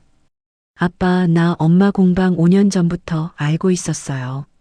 태수가 고개를 들었습니다. 엄마가 나한테 말했어요. 아빠 퇴직하기 2달 전에 공방 접어야 할 것 같다고. 아빠가 집에 오면 혼자 나올 수 없을 것 같다고. 태수의 눈이 흔들렸습니다. 지수가 말을 이었습니다. 그때 내가 말렸어요. 엄마, 그거 하지 마. 엄마 거잖아. 엄마가 포기할 필요 없어. 그랬더니 엄마가 뭐라 했는지 알아요? 태수는 말이 없었습니다. 아빠한테 미안할 것 같다고. 자기가 행복한 게 아빠한테 미안할 것 같다고. 그 말이 거실에 떨어졌습니다. 태수는 눈을 감았습니다. 두 손이 무릎 위에서 천천히 주먹을 쥐었습니다. 아내가 자기 때문에 꿈을 접으려 했다는 게 아니었습니다. 아내가 행복한 것이 자신에게 미안한 일이 된다는 게 그게 무서웠습니다. 자신이 그런 사람이었다는 게, 말없이 무겁기만 한 사람이었다는 게. 지수가 조용히 말했습니다. 아빠가 빼앗은 게 아니에요. 엄마가 스스로 포기하려 했던 거예요. 근데 그 포기가 아빠를 위한 거였던 거잖아요. 아빠가 불편할까봐. 태수의 눈에서 눈물이 한 줄 흘렀습니다. 닦지 않았습니다. 지수도 닦아주지 않았습니다. 그냥 그 눈물이 거기 있게 뒀습니다. 그게 더 맞는 것 같았습니다. 한참 뒤 태수가 물었습니다. 목소리가 갈라졌습니다. 엄마한테 미안하다고 하면 돼? 지수가 고개를 저었습니다. 미안하다고 하는 게 아니에요, 아빠. 그냥 알아주면 돼요. 엄마가 거기 있다는 걸, 그 공간이 엄마한테 얼마나 중요한지를. 태수는 한참 그 말을 소화했습니다. 그리고 물었습니다. 어떻게 해야 그게 되냐? 지수가 잠시 아버지를 봤습니다. 그리고 말했습니다. 아빠답게 하면 돼요. 말 대신. 태수가 무슨 뜻인지 생각하는 동안 지수가 입을 열었습니다. 그리고 마지막으로 한마디를 더 했습니다. 태수가 예상하지 못한 말이었습니다. 아빠, 사실 엄마가 먼저 졸업 얘기를 나한테 꺼냈었어요. 아빠 선언하기 몇 달 전에. 거실이 멈췄습니다. 태수가 딸을 봤습니다. 지수가 눈을 피하지 않았습니다. 엄마가 나한테 그랬어요. 지수야, 나 요즘 졸혼이라는 거 생각해. 그이가 서운한 게 아니고 나 혼자 숨 쉬는 시간이 필요한 것 같아서. 근데 내가 먼저 말하면 그이 자존심이 너무 상할 것 같아서 어떡하냐고. 태수는 한동안 아무 말도 하지 못했습니다. 자신이 먼저 꺼낸 말이라고 생각했습니다. 아내를 위해 자신이 용기를 냈다고 생각했습니다. 그런데 아니었습니다. 순자가 먼저 꿈꿨습니다. 그리고 남편의 자존심을 걱정해서 말 못하고 있었던 겁니다. 태수가 한 졸혼 선언은 결국 순자가 하지 못한 말을 대신 해준 셈이었습니다. 의도하지 않게, 알지 못하면서. 지수가 조용히 말했습니다.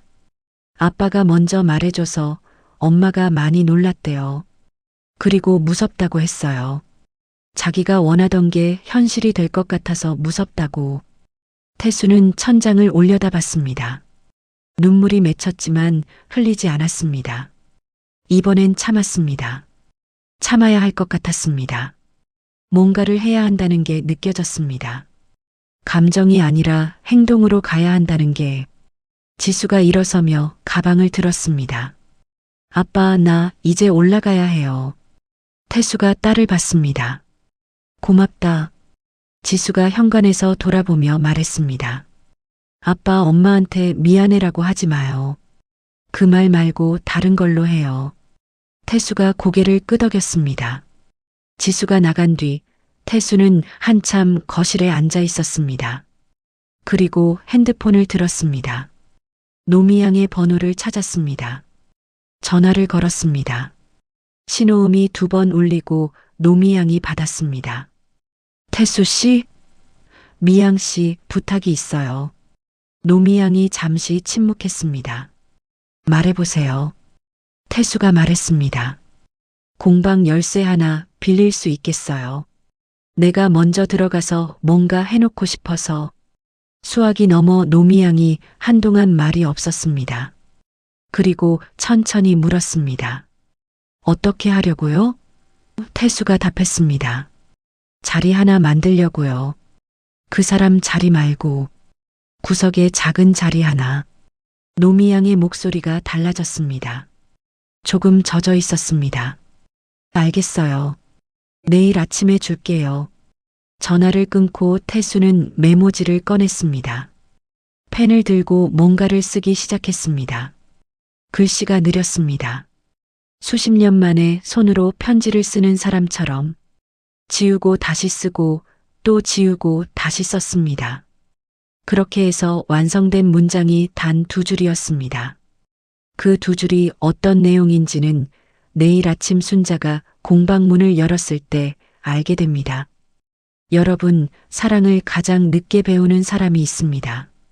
표현하는 법을 아무도 가르쳐 주지 않아서 평생 마음만 가지고 살아온 사람. 강태수가 그런 사람이었습니다. 그리고 그 사람이 지금 68년 만에 처음으로 사랑의 언어를 배우고 있었습니다. 말이 아닌 방식으로. 챕터 8 공방 안의 작은 책상. 다음 날 아침, 이순자는 평소보다 조금 늦게 공방에 도착했습니다. 밤새 잠을 잘 자지 못했습니다. 민혁이 단톡방에 올린 사진들이 자꾸 눈에 밟혔습니다. 비밀이 드러났다는 수치심이 아니었습니다. 그보다 더 깊은 무언가였습니다. 자기만의 공간이 누군가의 눈에 띄는 순간 그 공간이 이미 온전히 자기 것이 아니게 되는 그 느낌. 버스에서 내려 골목길을 걸어오는 순자의 발걸음이 무거웠습니다. 에코백 끈을 어깨에 고쳐 매며 유리문 앞에 섰습니다. 열쇠를 꺼내 문을 열었습니다. 그런데 문이 이미 열려 있었습니다. 순자가 멈췄습니다. 잠금 장치를 봤습니다. 열려 있었습니다. 노미양이 먼저 온 건가 하고 생각하며 안으로 들어서려는데 미양의 목소리가 들리지 않았습니다. 공방이 조용했습니다. 페인트 냄새, 린시드 오일 냄새, 캔버스의 먼지 냄새. 익숙한 냄새들이 코를 스쳤습니다. 그런데 뭔가 다른 것이 있었습니다. 순자는 안으로 들어서다가 걸음을 멈췄습니다. 한쪽 구석, 그 자리에 작은 원목 책상이 놓여 있었습니다. 전에 없던 책상이었습니다. 오래된 듯 보였지만 깨끗하게 닦여 있었습니다. 위에 메모지 한 장이 놓여 있었습니다. 순자가 천천히 다가갔습니다. 손을 뻗어 메모지를 집어들었습니다. 태수의 필체였습니다. 40년 동안 봐온 그 반듯하고 힘 있는 글씨. 그런데 오늘은 조금 달랐습니다. 선이 흔들려 있었습니다. 꾹꾹 눌러 쓴 것 같은데 어딘가 손이 떨렸던 흔적이 있었습니다. 메모에는 이렇게 적혀 있었습니다. 당신 자리 건드리지 않을게요. 나는 여기 이 구석에 있을게요. 오늘은 그냥 같은 공간에 있어도 되겠냐고 물어보고 싶었어요. 태수. 순자는 그 메모를 손에 쥔 채 오래 서 있었습니다. 울지 않았습니다. 눈물이 나올 것 같았는데 이상하게 나오지 않았습니다. 눈물보다 더 깊은 곳에서 뭔가가 움직이는 것 같았습니다. 28년을 살면서 이 남자에게 받은 것들을 떠올렸습니다. 생활비, 아파트, 자식들의 학비, 해마다 생일마다 두툼한 봉투. 그 모든 것들이 사랑이었다는 걸 알았습니다. 그런데 이 작은 메모 한 장이 그 모든 것보다 더 크게 느껴졌습니다. 같은 공간에 있어도 되겠냐고 물어보고 싶었어요. 이 남자가 처음으로 물어봤습니다. 40년 만에 허락을 구했습니다. 당연하게 여기지 않고 순자는 작업복을 입었습니다. 천천히 팔레트를 꺼내고 붓을 골랐습니다. 캔버스 앞에 섰습니다. 그리고 그림을 그리기 시작했습니다. 오늘 그림은 달랐습니다. 어제까지 그리던 닫힌 문이 아니었습니다. 열린 창문이었습니다. 커튼이 바람에 날리는 창문. 오후 2시 공방 문이 열렸습니다. 태수가 들어왔습니다. 낡은 청가방을 들고 있었습니다. 안에는 오래된 수첩과 펜 2자루가 들어 있었습니다. 순자는 붓질을 멈추지 않았습니다. 태수를 보지 않았습니다. 태수도 말하지 않았습니다. 그냥 구석 책상으로 걸어가서 의자를 빼고 앉았습니다. 가방에서 수첩을 꺼냈습니다. 펜 뚜껑을 열었습니다. 그리고 쓰기 시작했습니다. 공방 안에 2사람이 있었습니다. 말이 없었습니다. 순자의 붓소리, 태수의 펜 소리, 가끔 밖에서 골목 바람 소리가 들렸습니다. 그게 전부였습니다. 그런데 그 침묵이 이상했습니다. 무겁지 않았습니다. 불편하지 않았습니다. 오히려 오래된 담요처럼 따뜻했습니다. 여러분, 말이 없어도 편한 사람이 있습니다. 침묵을 채우려 애쓰지 않아도 되는 사이. 그런 관계가 가장 깊은 관계라고 합니다. 강태수와 이순자는 28년을 살면서 한 번도 이런 침묵을 가진 적이 없었습니다. 같이 있어도 TV 소리가 있었고, 밥상이 있었고, 아이들이 있었습니다. 처음으로 2사람만 조용히 같은 공간에 있었습니다. 각자의 일을 하면서 오후 4시가 됐습니다. 순자가 붓을 내려놓고 물을 마시러 갔습니다. 지나가는 길에 태수의 책상 옆을 스쳤습니다. 태수의 수첩에 글씨가 빼곡했습니다. 순자가 흘끔 봤습니다. 태수가 눈치챘습니다. 수첩을 덮으려다 그냥 뒀습니다. 순자가 물을 마시고 돌아오다가 멈추며 물었습니다. 뭐 써요?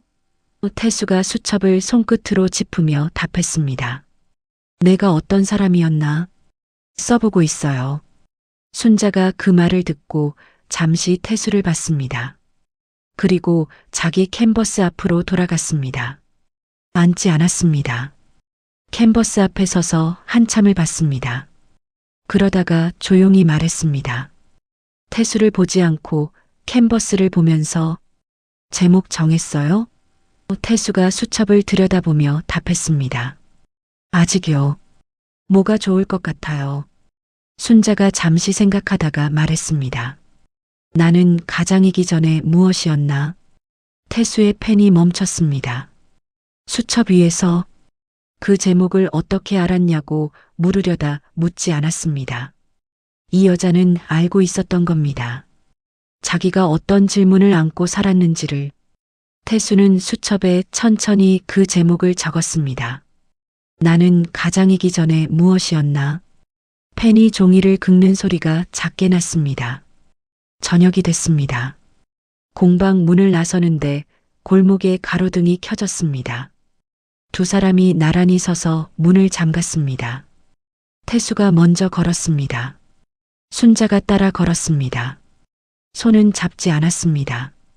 그런데 걸음 속도가 같았습니다. 아무도 맞추려 하지 않았는데 자연스럽게 같아졌습니다. 골목을 벗어날 때 순자가 먼저 말했습니다. 배고프죠? 태수가 답했습니다. 당신은요? 순자가 잠깐 생각하다가 말했습니다. 나도요.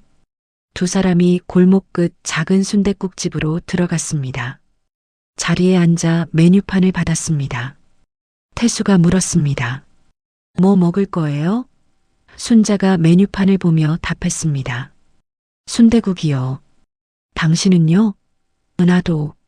주문을 하고 기다리는 동안 두 사람이 테이블을 사이에 두고 앉아 있었습니다. 말이 없었습니다. 그런데 이번 침묵은 공방에서의 그 침묵과 달랐습니다. 더 따뜻했습니다. 국밥이 나왔습니다. 태수가 순자의 뚝배기를 먼저 풀어주려다가 멈췄습니다. 순자가 이미 스스로 뚜껑을 열고 있었습니다. 태수가 멋쩍게 손을 걷었습니다. 순자가 그걸 보고 피식 웃었습니다. 작게 소리 없이. 태수는 그 웃음을 봤습니다.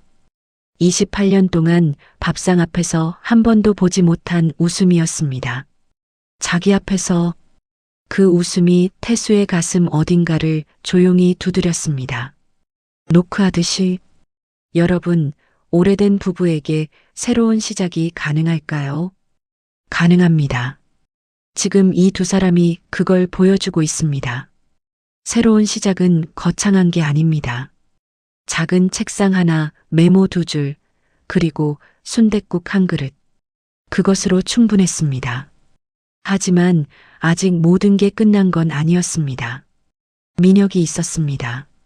그리고 민혁은 아직 자기가 무엇을 잃어가고 있는지 모르고 있었습니다. 챕터 9 민혁의 무너짐. 여러분, 사람은 언제 변할까요? 설득당할 때가 아닙니다. 충격받을 때도 아닙니다. 사람은 자기 눈으로 직접 봤을 때 변합니다. 머리가 아니라 가슴이 먼저 알아버릴 때. 강민혁이 그런 순간을 맞은 건 예상치 못한 장소에서였습니다. 인천 송도 신도시 4단지 상가골목. 민혁은 그날 오전 일찍 내려왔습니다. 아버지에게서 다시는 이러지 말라는 문자를 받은 뒤로 며칠이 지났습니다. 그 문자가 자꾸 마음에 걸렸습니다. 아버지가 화난 건지 아니면 뭔가를 알고 있는 건지. 아버지의 눈빛이 달라졌다는 게 느껴졌습니다. 뭔가 자기가 모르는 일이 진행되고 있다는 것도. 그래서 직접 확인하러 왔습니다. 공방으로. 변호사를 통해 어머니가 계약한 임대계약서를 확인할 생각도 있었습니다. 공방이 법적으로 부부 공동재산에 해당하는지 졸혼시 정리 대상이 되는지를 따져볼 생각이었습니다. 골목 입구에 차를 세웠습니다. 걸어서 공방 쪽으로 향했습니다. 그런데 유리문 앞에서 멈췄습니다. 안이 보였습니다. 어머니가 있었습니다. 그건 예상했습니다. 그런데 예상하지 못한 것이 있었습니다. 구석에 아버지가 있었습니다.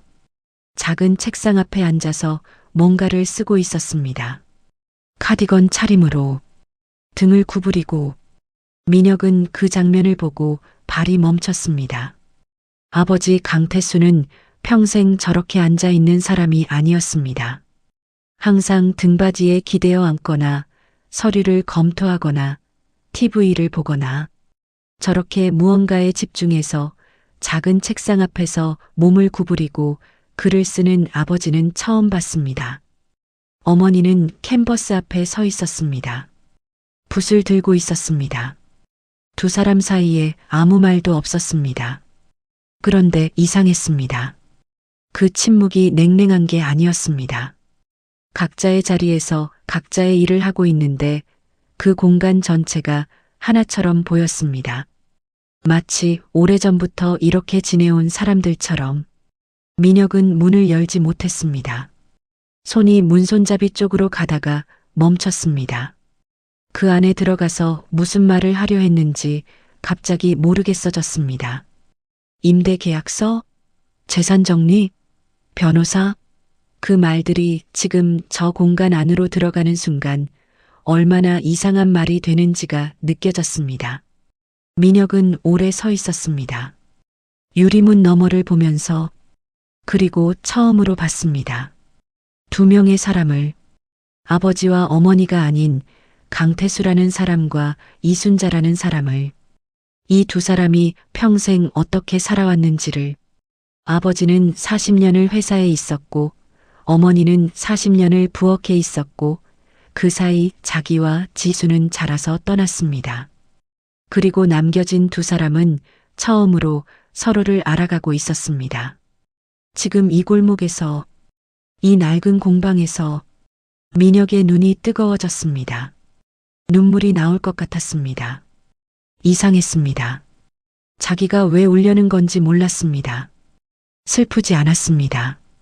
그런데 뭔가 뭉클했습니다. 자기가 지금까지 지키려 했던 게 재산이었는데 정작 지켜야 했던 건 저 두 사람이 저렇게 나란히 있을 수 있는 시간이었다는 게 비로소 보였습니다. 그는 돌아섰습니다. 차로 돌아오는 내내 고개를 숙이고 걸었습니다. 차에 올라타서 핸들을 잡았습니다. 한동안 출발하지 않았습니다. 골목 끝 유리문이 사이드 미러에 보였습니다. 작은 불빛이 안에서 새어나오고 있었습니다. 민혁은 핸들에 이마를 얹었습니다. 그리고 생각했습니다. 자기가 얼마나 오래 잘못된 방향을 보고 있었는지를, 아버지 퇴직금을 차용한 것, 부모님 재산 구조에 손을 댄 것, 단톡방에 공방 사진을 올린 것, 그것들이 하나씩 선명하게 떠올랐습니다. 핸들에서 이마를 떼고 눈을 감았습니다. 한참 뒤 눈을 뜨고 핸드폰을 꺼냈습니다. 태수에게 전화를 걸었습니다. 신호음이 3번 울렸습니다. 태수가 받았습니다. 수화기 너머로 공방의 조용한 배경음이 들렸습니다. 민혁이 말했습니다. 목소리가 갈라졌습니다. 아버지, 제가 너무 제 입장만 생각했던 것 같아요. 태수가 아무 말도 하지 않았습니다. 민혁이 이어서 말했습니다. 죄송해요. 진짜로요. 태수가 잠시 침묵하다가 말했습니다. 알고 있었다. 민혁이 코를 훌쩍였습니다. 태수가 덧붙였습니다. 밥이나 먹으러 와라. 지수도 불러서. 전화가 끊겼습니다. 민혁은 핸드폰을 내려놓고 창밖을 봤습니다. 봄 햇살이 골목 위로 내려앉고 있었습니다. 그는 차를 출발시키기 전에 한 가지를 더 했습니다. 골목 입구 작은 꽃집. 차에서 내려 들어갔습니다. 작은 화분을 하나 샀습니다. 제라늄이었습니다. 붉고 단단한 꽃. 계산을 하면서 주인 할머니가 물었습니다. 선물이에요? 민혁이 답했습니다. 어머니한테요. 할머니가 포장지를 두르며 말했습니다. 어머니들은 꽃 좋아하시죠? 민혁이 고개를 끄덕였습니다. 그리고 조용히 말했습니다. 저는 몰랐는데요. 공방으로 돌아가지 않았습니다. 그냥 화분을 차 뒷좌석에 놓았습니다.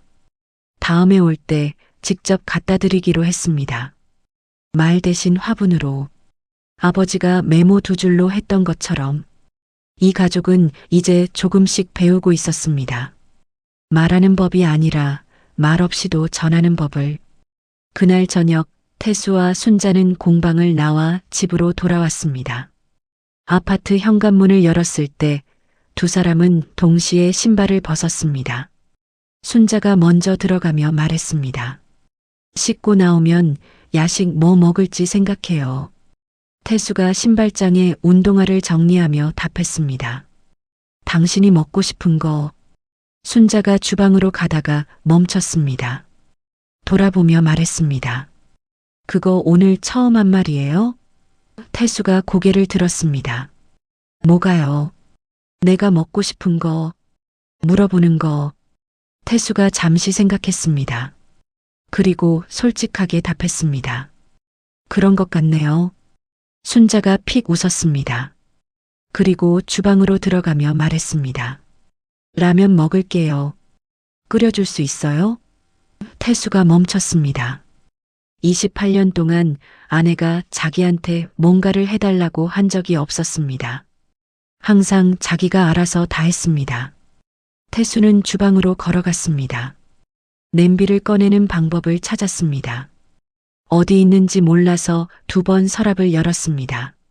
순자가 그걸 보고 아무 말도 하지 않았습니다. 그냥 샤워하러 들어갔습니다. 태수는 혼자 냄비에 물을 올렸습니다. 라면 봉지를 찾았습니다. 뜯었습니다. 물이 끓기를 기다리는 동안 가스불 앞에 서 있었습니다.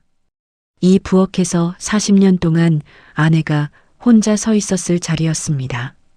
태수는 그 자리에 서서 부글부글 끓는 물을 바라봤습니다. 아무것도 아닌 것 같은 이 자리가 이상하게 묵직하게 느껴졌습니다. 라면이 다 됐을 때 순자가 나왔습니다. 젖은 머리를 수건으로 누르며 식탁에 라면 2그릇이 올라가 있었습니다.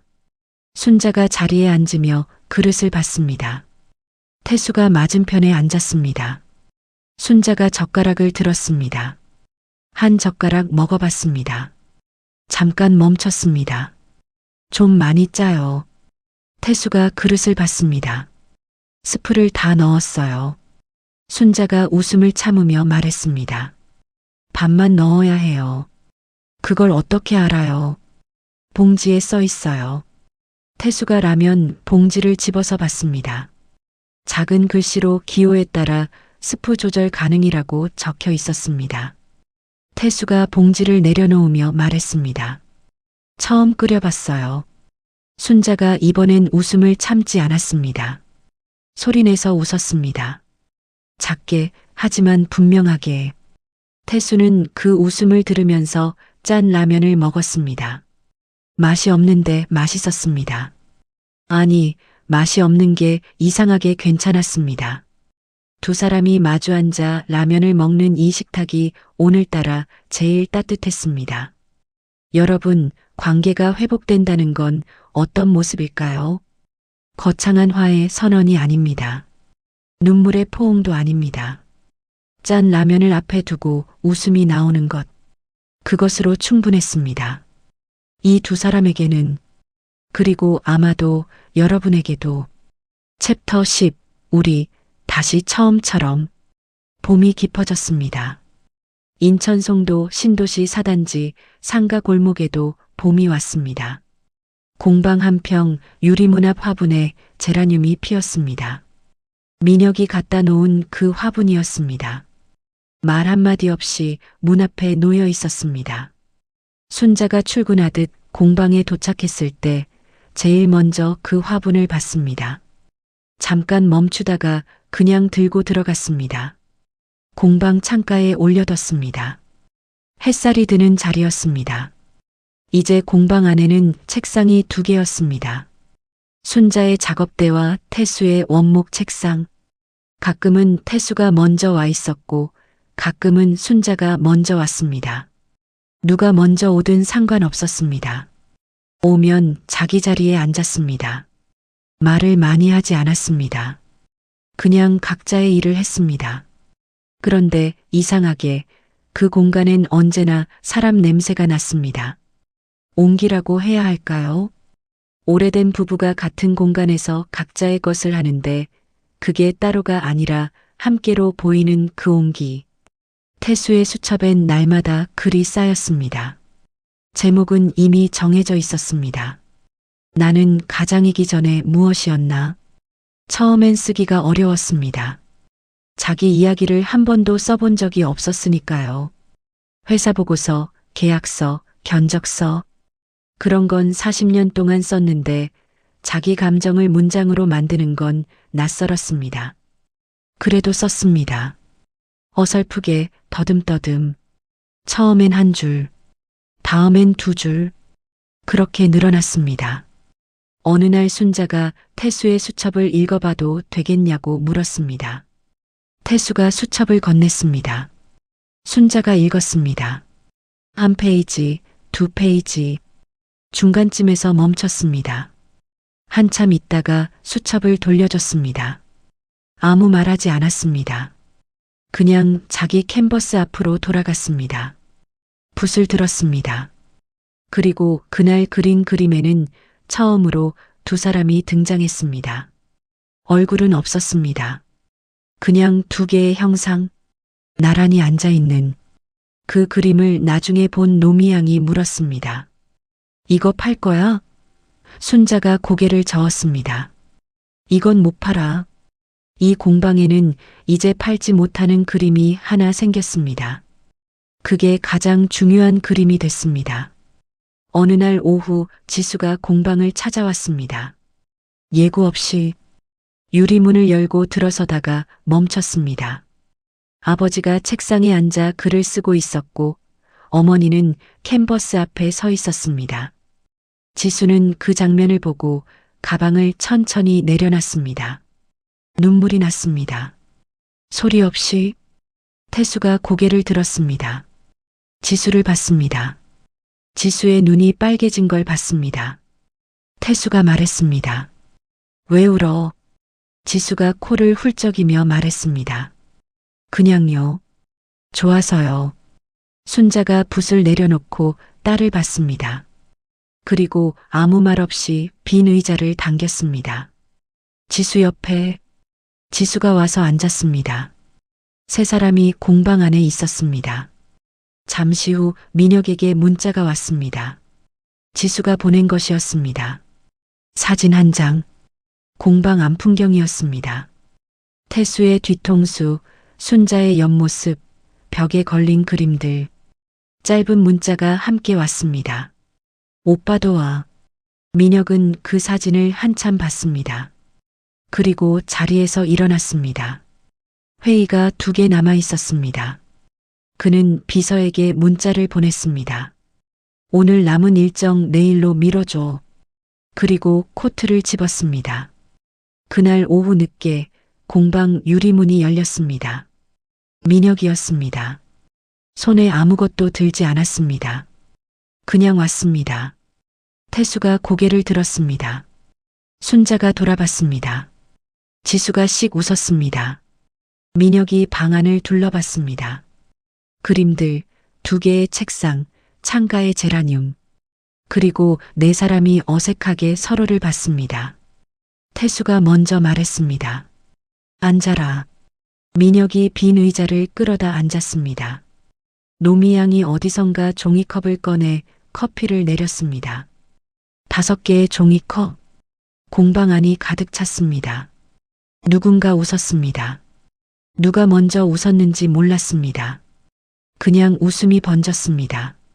공방 한 평이 좁아서 민혁이 다리를 뻗지 못했고 지수의 가방이 노미양 발에 걸렸고 태수의 책상에 커피가 쏟아질 뻔했습니다. 그 모든 작은 소란 속에서 순자가 조용히 웃고 있었습니다. 아까 캔버스 앞에서 보던 그 눈빛이었습니다. 빛나는 눈. 태수는 그 눈빛을 봤습니다. 그리고 처음으로 생각했습니다.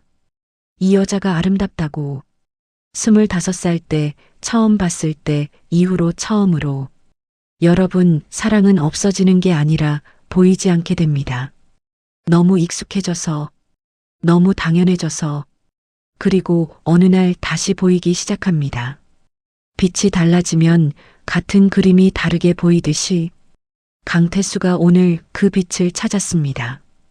공방 한 평짜리 창가에서 봄 햇살 속에서 얼마 뒤 민혁이 태수에게 조용히 말했습니다. 다른 사람들이 웃고 얘기하는 틈에 아버지, 드릴 말씀이 있어요. 태수가 받습니다. 퇴직금 차용한 것 다음 달까지 정리할게요. 그리고 재산 관련해서 제가 손댔던 부분 전부 원상복구하겠습니다. 태수가 아들을 받습니다. 올해. 그리고 말했습니다. 알았다. 그게 전부였습니다. 추궁하지 않았습니다. 다그치지 않았습니다. 아들이 스스로 말했다는 것. 그것으로 충분했습니다. 민혁이 고개를 숙였습니다. 태수가 아들의 어깨를 한번 툭 쳤습니다. 크고 거친 손으로 그 짧은 접촉이 말보다 많은 것을 전했습니다. 저녁이 됐습니다. 공방 문을 나설 때 5사람이 골목에 나란히 섰습니다.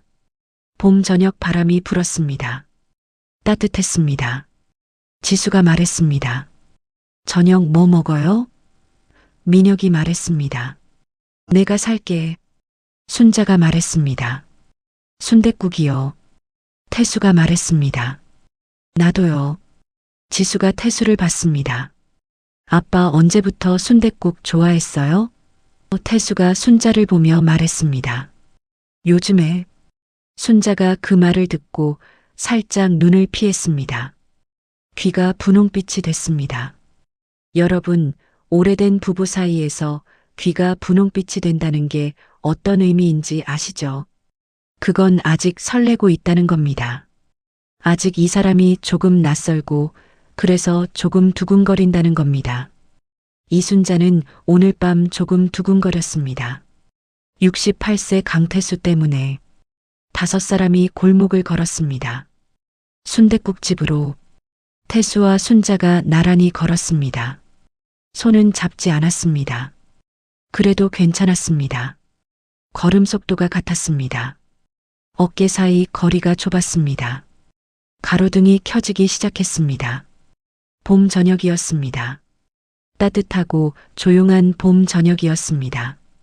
그리고 그 저녁 속에서 이 두 사람은 처음으로 같은 방향을 향해 걷고 있었습니다. 조론도, 이혼도, 봉합도 아니었습니다. 그냥 처음처럼, 처음 만났을 때처럼 서로를 조금 모르고, 그래서 조금 궁금하고, 그래서 조금 더 걷고 싶은 그런 저녁이었습니다. 순댓국집 문을 열며 민혁이 말했습니다. 다 들어오세요. 지수가 먼저 들어갔습니다. 노미양이 뒤따랐습니다. 민혁이 문을 잡고 기다렸습니다. 태수와 순자가 들어서면서 태수가 문 앞에서 순자에게 먼저 들어가라는 손짓을 했습니다. 순자가 들어갔습니다. 태수가 뒤따르면서 민혁을 봤습니다. 민혁이 작게 웃었습니다. 태수도 작게 웃었습니다. 그게 다였습니다. 순댓국집 안이 시끄러웠습니다. 따뜻했습니다. 뚝배기에서 국이 보글보글 끓었습니다. 5명이 작은 식탁 2개를 붙여 앉았습니다. 좁았습니다. 불편했습니다. 그런데 아무도 불편하다고 하지 않았습니다. 에필로그 마지막 나레이션. 여러분, 강태수와 이순자의 이야기가 오늘로 마무리됩니다. 조론은 성립되지 않았습니다. 그렇다고 예전으로 돌아간 것도 아닙니다. 두 사람은 달라졌습니다. 조용히, 천천히, 그러나 완전히. 순자의 공방은 오늘도 열려 있습니다. 그리고 그 공방 한 구석엔 여전히 작은 원목 책상이 있습니다. 태수가 주 사흘은 그 자리에 앉습니다. 회고록은 아직 완성되지 않았습니다. 아마 오래 걸릴 겁니다. 그래도 괜찮습니다. 쓰는 과정이 더 중요하니까요. 민혁은 한 달에 한 번 공방에 옵니다. 오빠답지 않게 문 앞에서 잠깐 머뭇거리다가 들어옵니다. 지수는 그게 귀엽다고 합니다. 노미양은 여전히 커피를 내립니다. 이 공방에서 제일 열심히, 제일 맛있게. 창가의 제라늄은 꽃이 2송이 더 피었습니다. 그리고 오늘 오후 태수와 순자가 나란히 공방 골목을 걸어 나왔습니다. 손을 잡고 있었습니다. 처음이었습니다. 두 사람 다 먼저 잡은 게 누구인지 몰랐습니다. 그냥 어느 순간 잡혀 있었습니다. 여러분, 부부란 서로를 다 아는 사이가 아닙니다. 평생 서로를 알아가기로 한 사이입니다. 다 알았다고 생각하는 순간 그 관계는 멈춥니다. 아직 모른다고 느끼는 순간 그 관계는 다시 살아납니다. 강태수는 68세에 처음으로 아내가 궁금해졌습니다. 이순자는 66세에 처음으로 남편 앞에서 귀가 분홍빛이 됐습니다. 늦었냐고요? 아닙니다. 지금이 가장 적당한 때였습니다. 두 사람이 준비됐을 때가 바로 그때이니까요. 오늘 이 이야기가 여러분 곁에 있는 사람을 한 번 더 바라보게 만드는 작은 계기가 됐으면 합니다.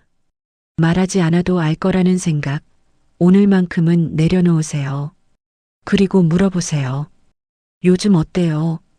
그 한마디가 오래된 문을 여는 열쇠가 될 수도 있습니다. 지금까지 시청해 주셔서 감사합니다. 사연을 끝까지 시청해 주셔서 감사합니다. 공감 사연을 댓글로 남겨주시면 함께 응원하겠습니다.